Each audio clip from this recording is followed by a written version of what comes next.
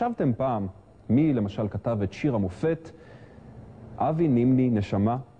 אורן אהרוני חושף את משוררי הדלות, פייטני האוהדים, הקנטטה לשוואר.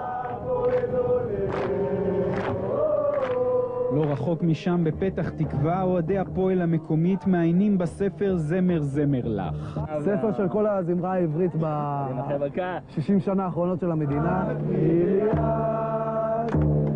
יש פה שירים שפשוט המקצב שלהם ממש מתאים לכדורגל. שאני כאן לבד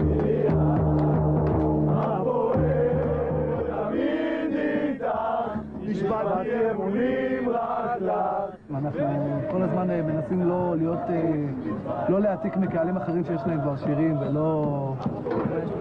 לא יודע, להיות מקוריים, להיות אנחנו, להיות הפועל פתח תקווה, מה שאנחנו בעצם תסביר, כי כשמאיתנו... זה תחרות של מי יש יותר גדול. תמיד ניצד איתך בקור וגם בחור.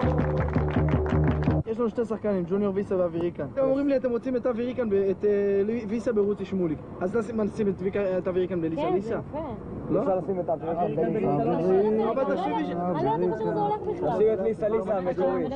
ליסה ליסה, עוד יגיע היום שלא, אני מבטיח. וכשליסה תחזור ושוב תופיע, ליסה תעצור את הדמעות. שעתיים לפני הצגת השחקנים ואוהדי הפועל פתח תקווה עדיין מתווכחים עם השיר ליסה יתאים לשחקן ג'וניור ויסה. ושג'וניור שוב יבוא, הוא שוב יבוא. בפתח תקווה, כדי להפחיד את חשבון הטלפון, הם מלמדים את השירים בערב הצגת השחקנים. השחקן פטי נימבה כל כך אוהב את השיר עליו, שהחליט להצטרף ללהקה. יאללה, 1, 2, 3, 4